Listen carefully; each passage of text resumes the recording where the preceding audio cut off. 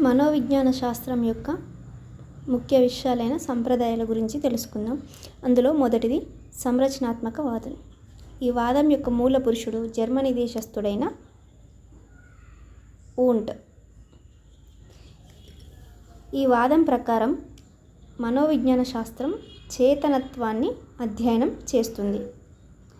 ఈ వాదం ప్రకారం మనసులోని అంశాలైన సంవేదనలు, ప్రతిమలు, అనుభూతులు అనే విషయాల గురించి తెలుసుకుంటాం. ఈ వాదం యొక్క లక్ష్యం మనస్సులోని అంశాలను విశ్లేషించడం.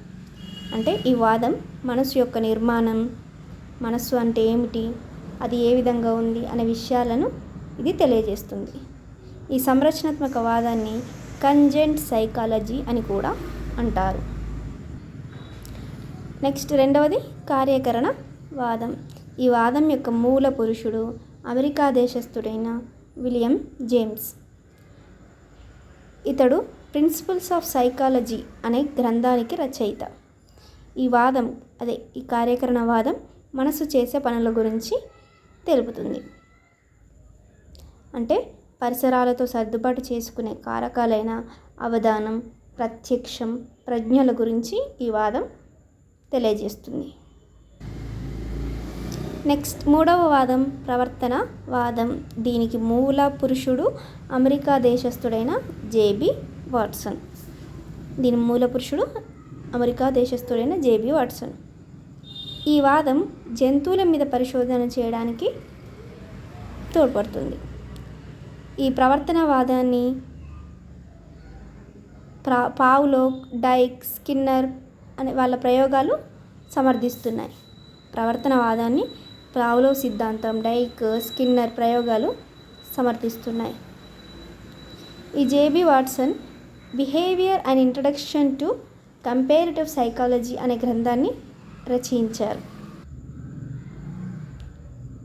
నాలుగవ వాదం మనోవిశ్లేషణ వాదం. ఈ వాదానికి మూల పురుషుడు ఆస్ట్రియా దేశస్థుడైన సిగ్మండ్ ఫ్రాయిడ్ మనోవిశ్లేషణ వాదానికి మూల పురుషుడు. ఈ మనోవిశ్లేషణ వాదం ద్వారా వ్యక్తుల యొక్క చింతనలు, అనుభూతులు, కళలు, పగటి కళలు వంటి వాటిని అర్థం చేసుకోవచ్చు. మనం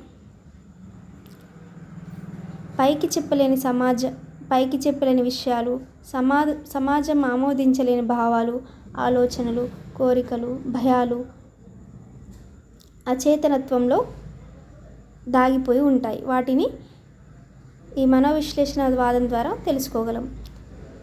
వ్యక్తుల నాడీ రుగ్మతలు, స్వప్నాలు నోరు జారడం ద్వారా ఈ అచేతన ప్రక్రియను బహిర్గతపరుస్తారు. వ్యక్తులు వారి యొక్క స్వప్నాలను కానీ, నాడీ రుగ్మతలను కానీ, నోరు జారడం అనే అచేతన ప్రక్రియ ద్వారా వాటిని బహిర్గతపరుస్తారు. అచేతన ప్రేరణ సిద్ధాంతాన్ని సిగ్మండ్ ఫ్రాయిడ్ ప్రతిపాదించాడు. మూర్తిమత్వాన్ని వివరించడం ఈ మనోవిశ్లేషణ వాదం యొక్క ముఖ్య ఉద్దేశం. ఇంటర్ప్రిటేషన్ ఆఫ్ డ్రీమ్స్ అనే గ్రంథాన్ని సిగ్మండ్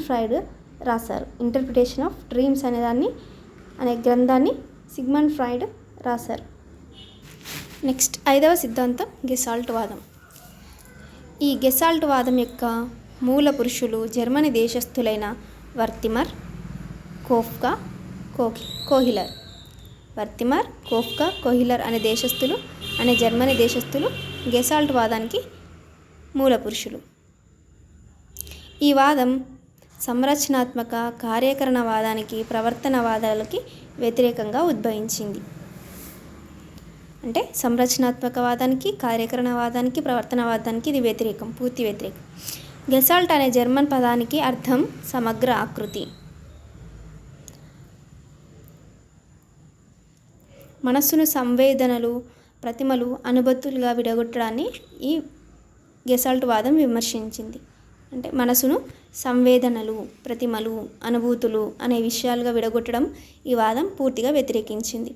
భాగాలన్నిటిని మొత్తంగా పరిశీలించినప్పుడే అర్థవంతంగా ఉంటుంది అని ఈ గెసాల్ట్ వాదం యొక్క వాదన.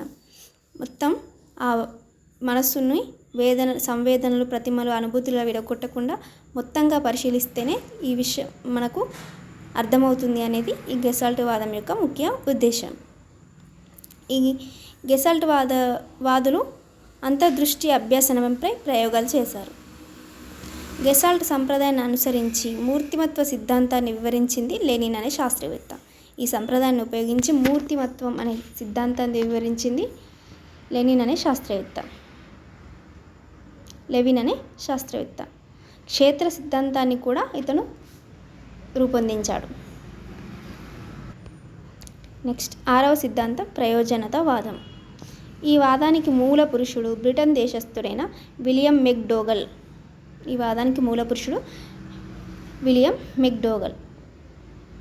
ఈ ప్రయోజనతావాదాన్ని హార్మిక్ సిద్ధాంతం అని కూడా అంటారు.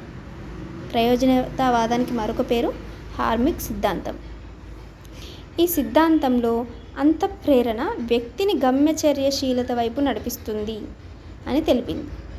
ఈ ప్రయోజనతావాదం ఏమని తెలిపింది? అంతఃప్రేరణ అనేది వ్యక్తిని గమ్యచర్యశీలత వైపు నడిపిస్తుంది. సహజాత సిద్ధాంతాన్ని ఈ విలియం మెక్డోగల్ సహజాత సిద్ధాంతాన్ని కూడా ప్రతిపాదించాడు. విలియం మెక్డోగల్ సహజాత సిద్ధాంతాన్ని కూడా ప్రతిపాదించాడు.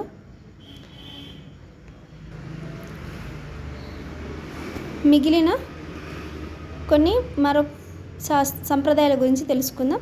వైయక్తిక మనోవిజ్ఞాన శాస్త్రం అడ్లర్ అనే శాస్త్రవేత్త విశ్లేషణాత్మక మనోవిజ్ఞాన శాస్త్రాన్ని యంగ్ అనే శాస్త్రవేత్త ప్రతిపాదించాడు. సంజ్ఞానాత్మకవాదం అనేదాన్ని పియాజే గారు ప్రతిపాదించారు. సంసర్గవాదాన్ని జాన్ లాక్ అనే శాస్త్రవేత్త ప్రతిపాదించారు. మానవతావాదాన్ని అబ్రహం మాస్లో అనే శాస్త్రవేత్త ప్రతిపాదించారు.